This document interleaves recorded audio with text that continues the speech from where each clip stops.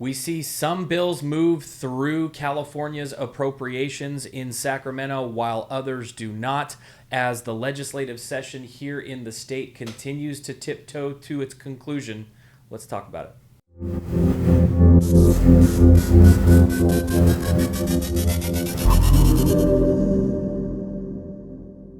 Hey everybody, welcome back to the channel today. That is right, the legislature continues to tiptoe through to its conclusion for the 2025 year. We have made it through appropriations, and surprise, some anti-2A bills still exist. While we were able to knock one off, either way, we want to talk about all of these and a little bit more. To do that, I have brought back CRPA's legislative director.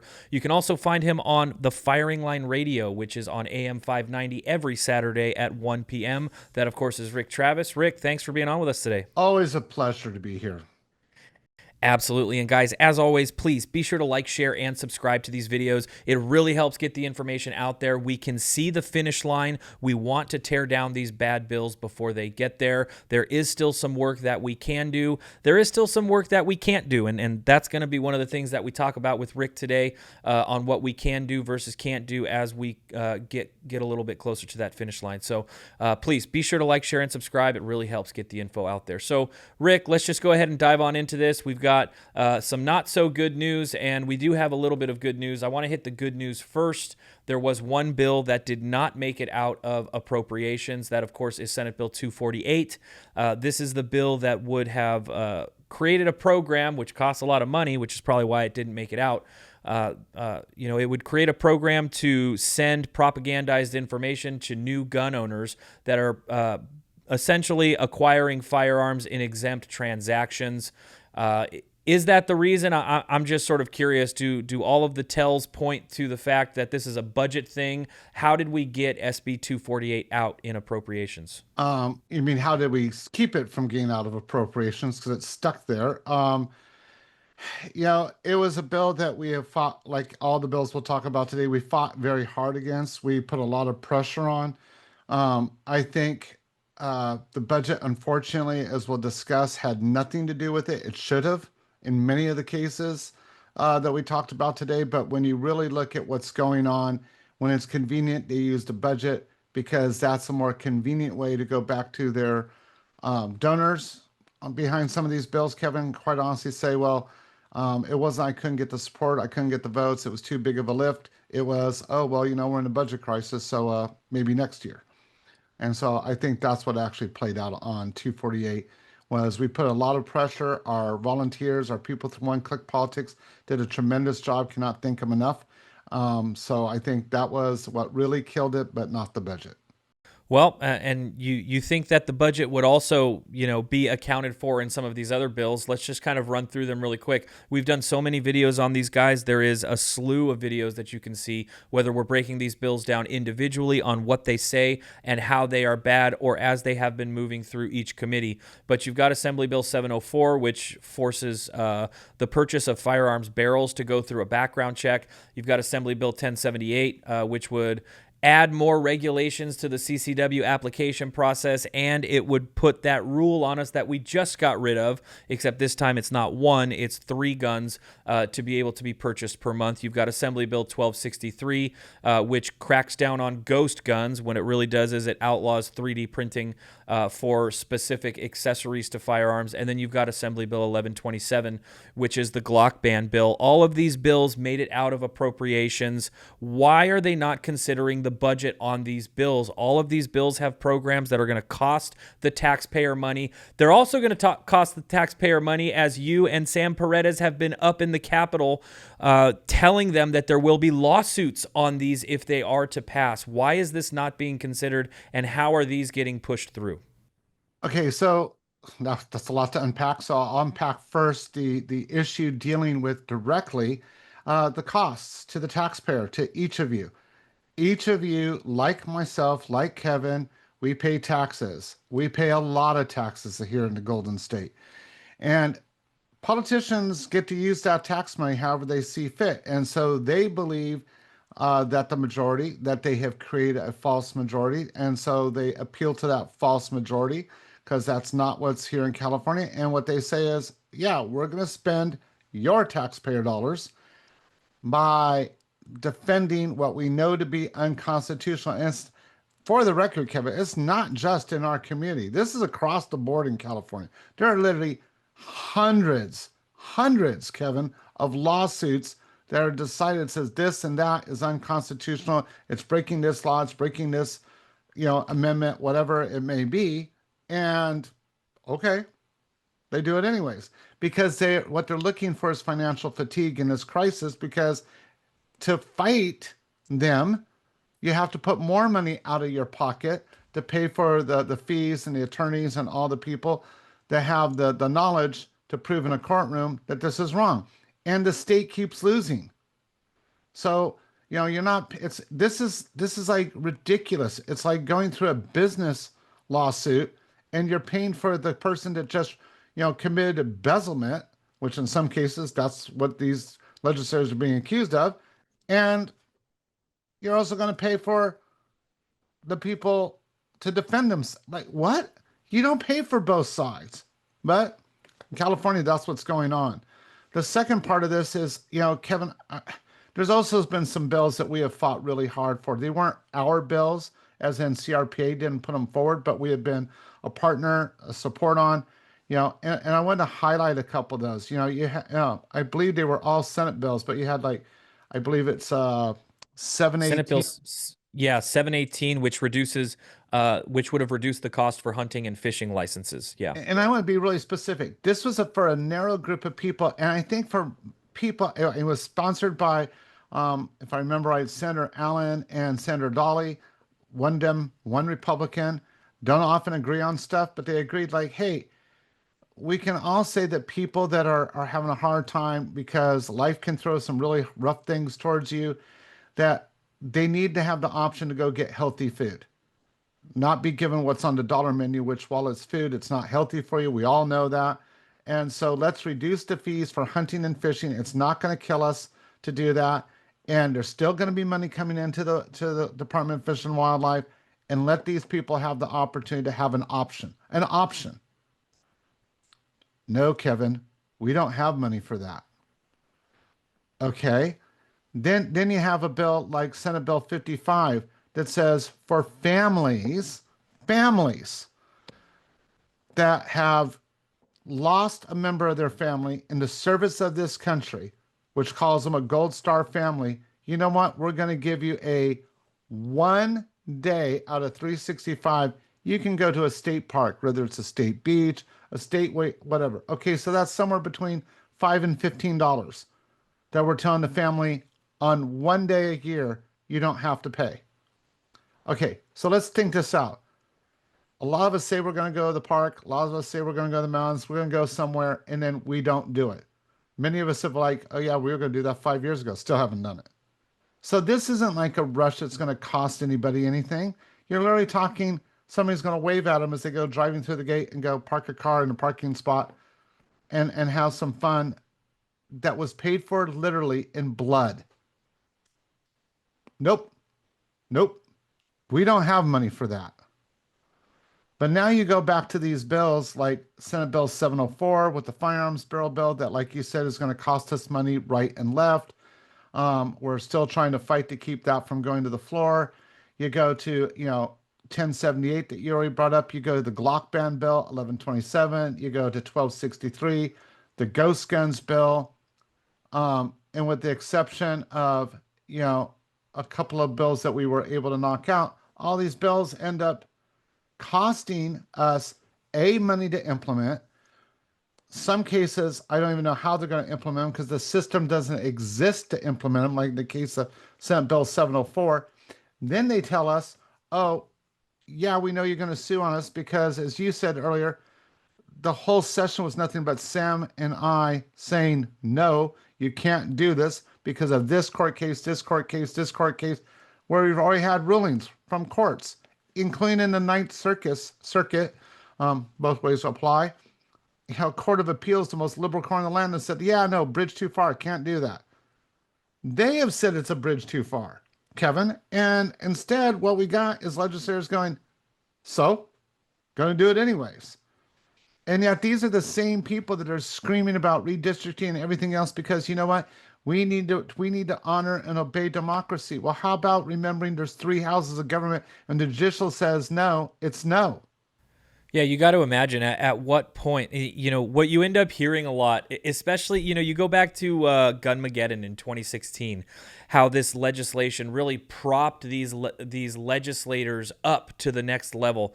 I'm really getting sick and tired of hearing about legislation that acts as a footstool for politicians to get to the next level. We got to stop asking what people want, and we got to start asking how are these laws actually affecting us? Because the fact of the matter is aside from bringing in revenue for the government, these bills are not designed to affect crime rates in any way. And unfortunately, we continue to see case after case after case of studies that show that these laws don't actually affect crime rates. Gavin Newsom might get out there and speak all day long, but the studies show that they're not actually affecting it. And we have those studies. So, which kind of leads me to my next question, Rick. I've got a couple of process questions for you. First and foremost, we are looking towards some elections in 2026. This question might sound a little weird for you because we obviously want to push for pro Second Amendment advocates, but I really want to harp on the governor race. The way that the federal administration is acting, it seems like there's a lot of support and a huge groundswell for conservatism in general. Along with that, I think comes with pro Second Amendment ideology, although we do see bipartisan pro Second Amendment ideology. However, I'm kind of focused on the governorship right now. These bills might make it to the governor's desk. The governor has the capacity to veto any bill. I'm curious what that process actually looks like. While we continue to talk about the fact that we have a Democrat supermajority here that breeds a lot of anti-Second Amendment legislation, if you have a governor who is willing to veto those bills, is that an immediate way to stop a supermajority? How does that process actually play out? And is there a limit to how many bills a governor can veto? How would it play out if we were to get a pro Second Amendment governor in office, even with a Democrat supermajority in this state? So I'm going to try to peel these back one at a time. So the first thing that you brought up is that's the easiest. Yes, a governor can veto as many things as a governor wants to veto. There is a mechanism to have a veto override, but it's really actually accomplished. It doesn't bode well for people that do that. So yes, the governor could do that. And that's why you want a good governor in there. Second part of what you were bringing up, and let's just look at this realistically within the context of the Second Amendment and its derivative sports and things that we participate in here in California. You have governors, and let's just take two Democratic governors. We're not even going to make this about party politics. You have a Democratic governor in Governor Jerry Brown, and you have a Democratic governor in his successor, Gavin Newsom. Gavin Newsom has not been the king of vetoes by any stretch of the imagination. He has been a rubber stamp for almost anything against our community. Just think. I think ours is one of maybe two bills that he's ever signed that could be even remotely considered positive for our community. However, you go to, our former governor, Jerry Brown, and there's even a couple of messages that you could tell that was actually painful for him, like the lead ban bill, when he said, hey, yes, I'm signing this bill into existence, but please note, I know that hunters and anglers have done more for conservation. I mean, it is a beautiful statement he makes, fully recognizing who we are, what our community is, how much he values it. There, you could go to some of the AR-15 bills. No, these are used not only in agriculture to put down some animals for depredation, but these are also used by people to put food on the table. I'm not outlaw. No, not doing that. So, and some of those bills were zombie type bills, meaning that they kept coming up session after session, and he kept vetoing them session after session, and telling them, no, I'll think about this, but this, not in play. We haven't had that under the Newsom administration. We have a chance to change that because Newsom's turned out. And so in this next election in 26, we have the chance. We have one fantastic candidate, and there's a couple others in the wings that would definitely be an improvement over Newsom. Not my favorite, not what I'm pushing for, but yeah, we have a chance to change this, and the governor is incredibly important. What also is incredibly important is, and there's a term that I know, Kevin, I use terms sometimes, and what people don't see in these videos is coming at me going, quit using that term. I don't like that term. Well, Kevin, turnaround's fair play. I hate the term the supermajority because unless it's in a lockdown situation like the governor used for redistricting, it really is not the supermajority. It's purported to be this impenetrable wall. There were multiple bills, over a half a dozen bills that were brought late in the session that previously the supermajority would have rubber stamped them, and they didn't. He couldn't get the supermajority, which is why I think you saw the shenanigans with the final 10 minutes. Nobody gets to read the bill. You got to vote for it, kind of stuff that went on with the redistricting campaign that was maniacal and used a lot of outside of our state influences to pull off. But left to the norm in Sacramento, the supermajority isn't quite there because a lot of the Dems in those a lot of areas are realizing if they want to stay in office, they can't vote that way because they're not in a true blue county.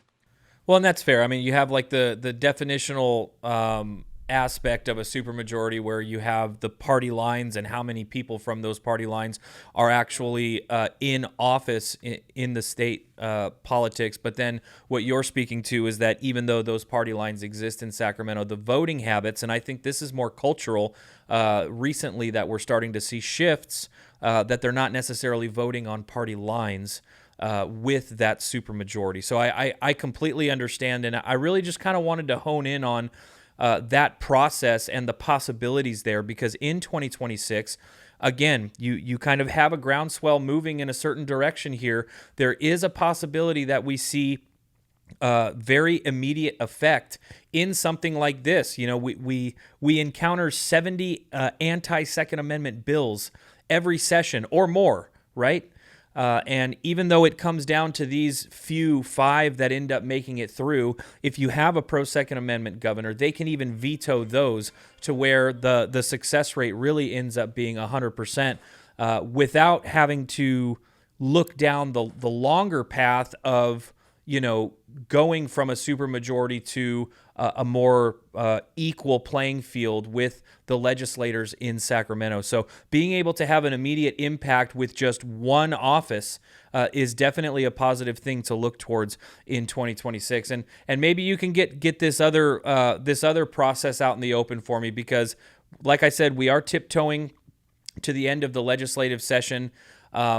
Appropriations seemed to be a thing where it's kind of, one of the last steps. Now that these bills are out of appropriations, what are the final steps for these bills before they get sent to the governor's desk? What is the process that we go through there?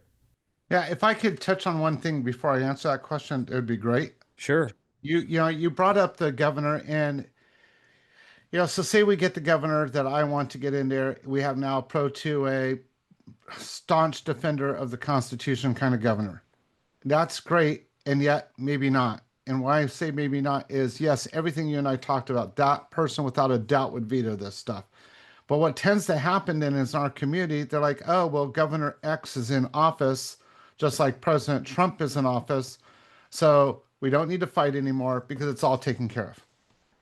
And that's what the opposition's counting on, because that's when they make some of the most drastic moves at the grassroots level, and quite frankly, kick our rear ends, because this is not a one and done option. This is every single nail we get, every assembly seat, Senate seat we flip. We not only have to flip it, but then once we flip it, we can't say we're all done and walk away, because it will flip back. We have to continue to push everywhere we're winning. That's what CRP has been doing, Kevin. And as you know, the number to be able to break the supermajority has shrunk drastically in the last 3 cycles to now it could be broken in both the House and in the Assembly House and in the Senate House of the state, or definitely in one of them, which would break it from it being able, when they do concurrence votes that we'll talk about when I answer your second question, could break that. And so we're within striking distance, but Just because we get a great governor across the line, or a couple great seats, we cannot rest. And that one, I want to get that message out. Your second concern is where we at. So we've went through appropriations. That is done. That's in the rearview mirror, which sets up a situation called the final 2 weeks, where the legislature is meeting, and I say meeting in air quotes, and I'll explain that. Uh, what that actually means is there's no more testimony. So there's no lobbyists like myself. There's no average citizen going in, stamping the mic and saying, I'm from this part and I love or hate this particular piece of legislation. That is done for the session, completely done. There is the ability to use the one-click politics that your office runs so effectively, and I'm so grateful for it and grateful to all of you out there who've participated in it. Keep doing that. That has an impact because now the bill moves on to the floor and it's called reading. What it is they don't sit there and read the whole bill. That's not what happens. They say the following bills and they rattle off a list. It's been read. It's been read. No one's reading the bills. Let's just be honest. No one's reading them. But it goes through this machination for a first reading, second reading, a third reading. Then at that point, it goes to a vote within the house that's in. If it's been amended, it goes to concurrence vote. And once that vote's handled, which will happen over the next probably 4 to 5 days, not counting the weekend, then probably sometime by next Wednesday, most of the bills will be through. There might be a few that are waiting till the last day, but on Friday, the 12th, by midnight, we're done. Those bills will then all have either passed with the votes or failed on the votes. The vast majority pass on the votes. They go to the governor's desk. And then at that point, the governor has roughly 30 days to decide if he's going to sign them or if he's going to veto them. And what they tend to do is group those bills. So if there's, say, like 20 bills on teaching, generally the governor will take 20 bills on teaching, and then he'll take maybe a half a dozen bills that are just one-offs, like should we put a traffic sign somewhere or something like that. And that will become teaching day. And they will politically grandstand and say, this is what we're doing for education or not in the state of California. And the next day be something else. And generally our bills end up usually 2 to 3 weeks out where he signs them all in. And then they have a little dog and pony show on the west steps of the Capitol and say, yeah, this is how we made California safer. And they skew a bunch of data, which is not true. And that's what happens. And at that same point is when lawsuits are introduced by us and other groups. And then we get stays on it. And then that part of what you talk on the show has begun. Yeah, so our voices can still be heard, and these are things that we're still going to be pushing out through the floor session that happens, through that vote, and then also, Rick, I mean, you can correct me if I'm wrong here, but we still want to send these even to Gavin Newsom as these bills get sent to his desk to let him know how the firearms community feels about this, to potentially change his mind there. Guys, at this point, you know what? I kind of want to address the elephant in the room. I want to tell you to like, share, and subscribe to these videos. It really helps get the information out there. But Rick, I also wanted to get your thoughts on one thing. There is a voice that is no longer being heard in the Capitol, and that is Sam Paredes. For those of you guys who do not know, Sam Paredes, who was a founder of Gun Owners of America, he was a dear friend personally and a dear friend to the organization of CRPA, did pass away. And while this has hit us personally kind of hard, it is something organizationally that we are struggling to deal with as well. Rick, I know that Sam was a close personal friend of yours. I mean, kind of personally and professionally. How are you doing with this? Obviously, our love goes out to his family. He's been a huge staple in this community for so long and a huge voice in the Capitol. How is that being felt for you and up there? Yeah, it was out of the blue. It was a gut punch. I've had a lot of people ask me, did you know? Was there a warning? Blah, blah. No, folks, there wasn't. Sam's a few years older than me. He has always been my big brother. I've always called him big brother as a term of endearment. I've always been his little brother, also a term of endearment. We have hung at the Capitol to the wee hours of the morning at times like this, fighting bills, stopping bills, and winning. many times together. And so, yeah, not having your partner, that's a tough blow. It was a tough blow because, like I said, sometimes when we lose people at any age, whether you're in your 20s, 30s, 40s, 50s, 60s, 70s, 80s, 90s, etc., there's some warnings.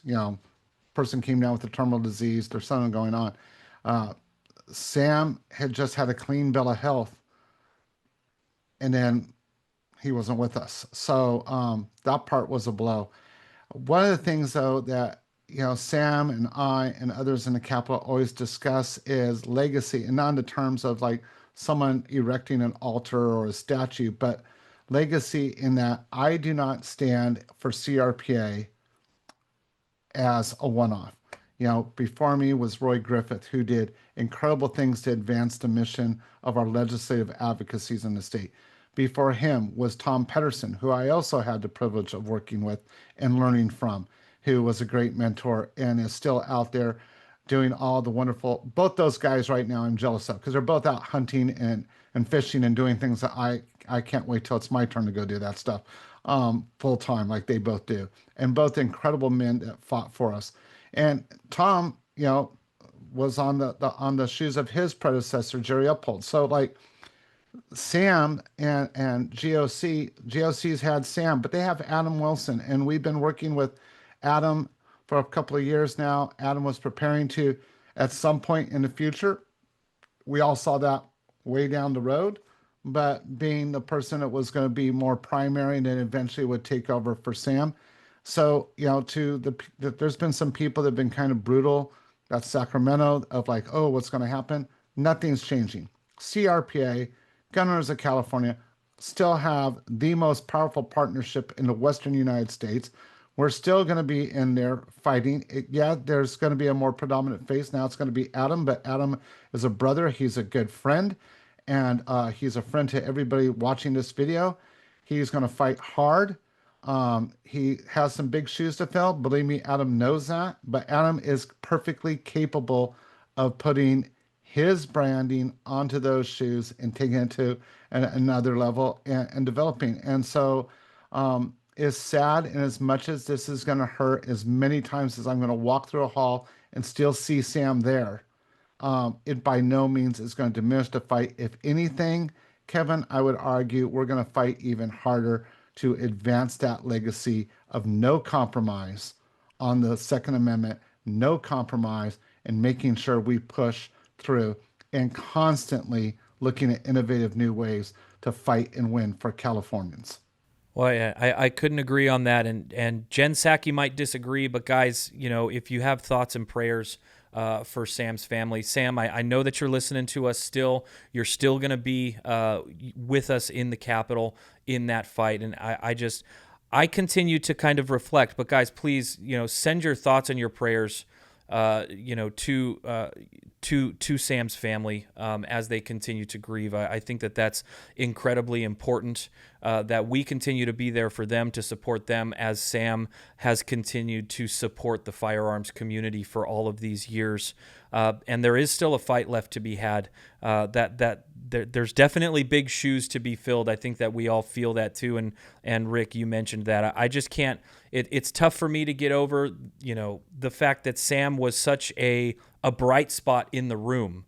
And Rick, I know that you know what I'm talking about. Every conversation that you have with Sam, he had the ability to make you feel like what you were doing and what you were saying is important, which I guess is fair because all of those conversations that we had were very important, but he definitely brightened the room. It was a pleasure to have known him and to have worked with him the way that we did. His legacy is definitely going to continue to carry on. Gun Owners of America, Gun Owners of California continue to be strong, and his legacy is at the heartbeat of that mission there. So, Sam, I know that you're going to continue to be with us, and you're watching down on this fight right now. And thank you for everything that you've done and the legacy that you've created there.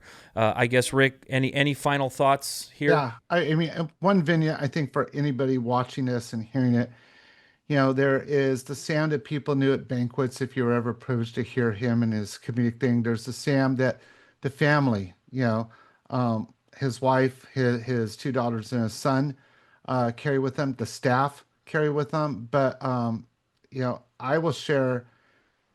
Working in the Capitol, as many of you have probably figured out, not the easiest thing to do. It grinds on you. It eases. But it was the impact that I think people don't realize about hanging out with Sam is recognize the impact you had on people's lives. And the week that we lost Sam, I was at a place in Sacramento that Sam and I would meet early in the morning, grab a bite to eat, and then quietly talk over like what the game plan was in the Capitol, and if they played these games, this is how we are going to respond, and lay it all out. Adam had been a part of some of those meetings, and so I got up, knew that we had lost Sam, but had work to do in the Capitol, and so went down and ended up going to the restaurant that we always met at. And as I walked in, I'm thinking, why did I do that? I sat down, ended up with the server that probably served us most of our breakfasts for the last, 5, 6 years, and knew us well enough that literally delivered the breakfast to coffee. And as the breakfast were coming for two people, I was choking up, going like, "Oh, this sucks," going through this. But I stopped and paused, broke the news to the staff, and they were emotional, and it was because whenever Sam and I got together, it wasn't just Sam and I. We include other people in the conversation. It was always about being very inclusive and educating people. And that's just what we did.